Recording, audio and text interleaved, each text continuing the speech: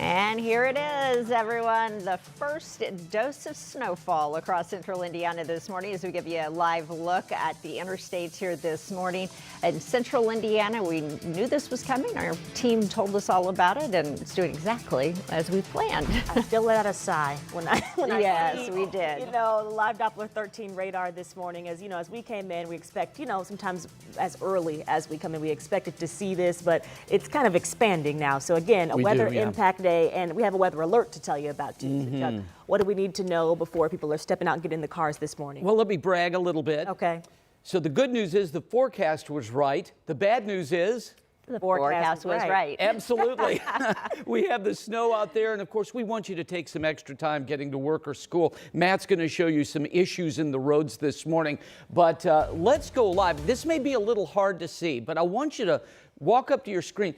Folks, that is the Country Club of Indianapolis. The green's completely covered with snow this morning. How about that? That is that prestigious country club on the city's northwest side. So let's go from there over to an area that looks very Christmassy. This is Carmel's Christkindlmark, where some light snow flurries are hitting right now. And you'll notice there in Carmel, the grass was covered with snow as well. We've had a couple of bands of snow that have been heavy in nature. One of them is moving right now through Lebanon and Thorntown. Here's Zionsville, so it's a little bit heavier there, and we're not talking about blizzard-like conditions, but the wind is picking up too. Southport, Greenwood, New Whiteland, you've got a very wet I-65 and 74 south of New Pal, all the way down to Cincinnati this morning with some heavier snow between Morgantown, Nineveh, and just north of Columbus East High School this morning. Now, as I've been mentioning, folks, we do have a weather impact alert day, and I can't really show you this enough because this in a composite shows you what we're in store for today and why we're a bit concerned about this. Roads are going to be tricky and tough, especially this afternoon when we'll have another burst of snow between noon and 7, and the winds will howl. 35-mile-per-hour gusts certainly are possible. So we haven't been used to this in a while, and we need to prepare for it. Right now, the wind gusts in Lafayette, 29 miles per hour. We are going to experience some real gusty winds from now on. 33-mile-per-hour winds in Terre Haute and about the same in Columbus. But look to our west. St. Louis, Des Moines, 36-mile-per-hour winds, and that will help in spreading this snow. So later on today, 2 to 5 inches of snow may actually fall. We'll see a little over an inch accumulate on this very warm ground, but 1 to 2 inches, maybe even more than that from Noblesville on north. More on that and a high of 35 later today in a few minutes, but at 6:02, Matt, it is time to take a look at traffic. Everybody needs to be careful this morning. Yes, we do. And Chuck and I are not just trying to analyze traffic moment by moment, but one thing that we're also doing is analyzing how it's going so far this morning, because like Chuck mentioned, the punch that comes later today will probably bring impacts 2 to 3 times worse than what we're getting right now.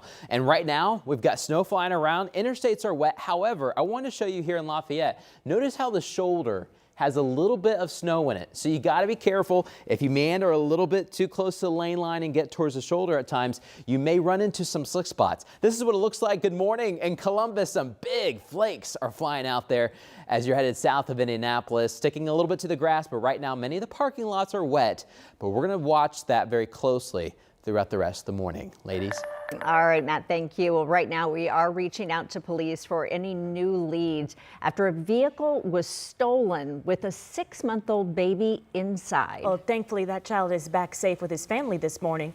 This happened last night just before 7 near 79th and Township Line Road. IMPD shared a picture of that SUV. Around an hour later, they say they found the baby about 5 or 6 miles from where that car was stolen. Police also found the vehicle, but didn't say if there were any clues or evidence left behind. So no arrests have been made yet this morning. We'll keep you updated when we learn more. Also this morning, Indiana Attorney General Todd Rokita demanding information from companies, even schools, that he suspects could be involved in human labor trafficking. Well, one place he's watching closely is the Tyson Foods plant in Logansport. Sia New Yorker is here in studio with what we know about this. Good morning, Sia. Good morning, ladies. Tyson is just one of the companies Attorney General Rokita has sent legal notices to at least 7 organizations that are called investigative demands. Now, Attorney General Rokita tells 13 News he wants information that he suspects will show human labor trafficking of migrants. His office claims that it has reasonable cause to believe that Tyson Foods may have documents or knowledge of facts that are relevant to an investigation of human labor trafficking and indecent nuisances. His office has also sent out civil investigative demands to at least 6 other organizations in Logansport, Evansville, and Seymour. Rokita says they're trying to get answers. Companies who are coordinating with NGOs to get cheap labor. And that's what I think is going on here. That's what I think the incentive is. That's what I think the magnet is, that when you have an open border and people come over illegally and they find their way to places like Tyson and Logansport, they find their way to places like Berry Plastics in Evansville. And so we've asked those companies for their side of it. So, of course, there is a deadline. Tyson Food has to respond by Wednesday, December 4th. Now, 13 News, of course, we've reached out, but there's not been any comment so far. Now, coming up on Sunrise at 6:30, there are some other organizations, and some of them may surprise you. Okay, we'll check back in with you then. See you. Thank you, ladies. Well, this morning, we now know a former daycare worker in Westfield is facing abuse charges. Taisha Graham is facing several criminal charges, including battery and neglect. According to court records, an employee at a Hamilton County KinderCare recorded video of Graham mistreating a 3-year-old boy in December. The boy's mother, Caitlin Ramirez, tells us police showed her the video of what happened. She says in the footage, she saw her son in a crib with the teacher grabbing him by his chest, then raising him to the ceiling while he cried. It's not something that you do to a 3-year-old, even if you're an adult and they're not behaving. You just still don't use their fears in order to get your way. Now, 13 News did stop by that KinderCare there. A worker told us that she could, of course, not make any comment on this. The KinderCare has been sanctioned by the state because of this investigation. Graham is due back in court in January.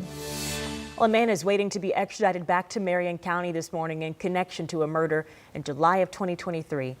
Police say that Seth Smith Robinson shot and killed his wife, Erica Pedroza, inside of her Canby home near County Line and Trotter Roads. Smith Robinson was married to Pedroza, and U.S. Marshals say they arrested him in Nashville, Tennessee on Tuesday, where he is currently being held. This morning, we are checking to see if charges have been filed after a DEA raid led to the arrest of at least a dozen people. That massive drug sweep was carried out across central Indiana yesterday, with police uncovering meth, cocaine, and marijuana.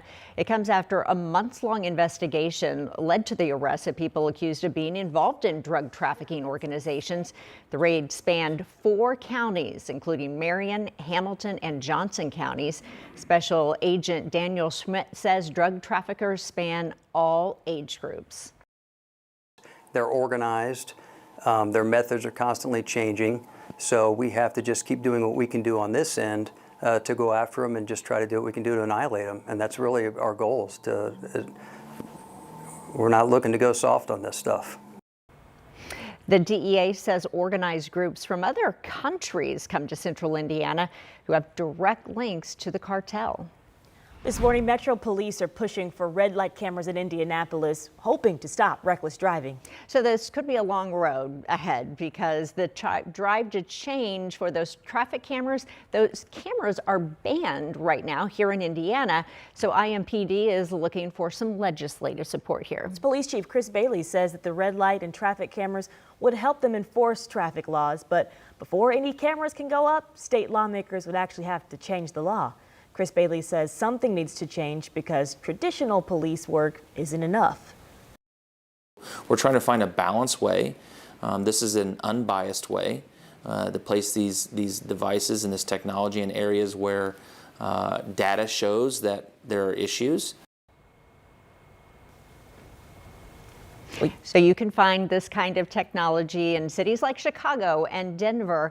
If a camera catches a driver running a red light, that ticket is issued and sent to you at home. However, there are some concerns about privacy here. So the next legislative session starts in January. Well, the Moselle Sanders Foundation is asking for help to serve Thanksgiving meals to Hoosiers in need next week. This year, the organization is delivering food to 10,000 people, plus they are feeding people in more than a dozen places across the city. So Moselle Sanders needs volunteers to make all of that happen. If you have some time and you'd like to volunteer, you can sign up on their website. We do have a link on our website. You'll find this story at WTHR.com/SeenOn13.